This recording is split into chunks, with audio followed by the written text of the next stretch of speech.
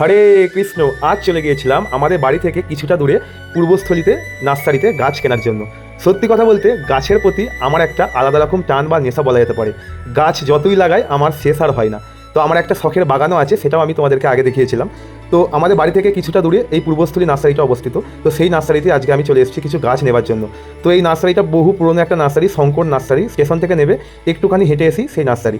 আর সত্যি কথা বলছে, নার্সারিতে যাবার পর গাছ দেখতে ঠিক কতটা ভালো লাগে ঘুরে ঘুরে তোমাদেরকে কি বলবো। আমি তো নার্সারিতে গেলে পুরো চারিদিক ঘুরে ঘুরে দেখি, গাছ যটা নিই তার থেকে গাছ ঘুরে ঘুরে দেখতে বেশি ভালো লাগে। তো দেখতে পাচ্ছ গাছে এখনও কত রকম ধরে আম ধরে আছে।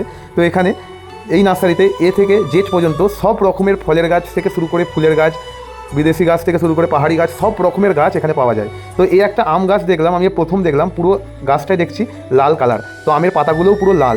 তো এই আম গাছটা কে কে জানো বা এটা কি আম গাছ অবশ্যই কমেন্ট করে জানিও। তো আমি এখান থেকে একটা লেবু গাছ কিনে নিয়ে গেছিলাম। তো দেখতে পাচ্ছ আমার লেবু গাছটা অলরেডি তোলা হয়ে গেছে। তো এবার লেবু গাছটাকে আমাকে গিয়ে সুন্দর করে বেঁধে দিতে বলবো। তো আমি একটা লেবু গাছ কেনার জন্যই গিয়েছিলাম। আমার বাগানে বলতে গেলে সব রকম গাছই আছে ফলের। তো এই লেবু গাছটা যতবার লাগিয়েছি লেবু গাছটা মারা গেছে। তো লেবু গাছটা খুব একটা হতে চায় না। তো এবার আমি একটা বড় দেখে লেবু গাছ নিয়েছিলাম।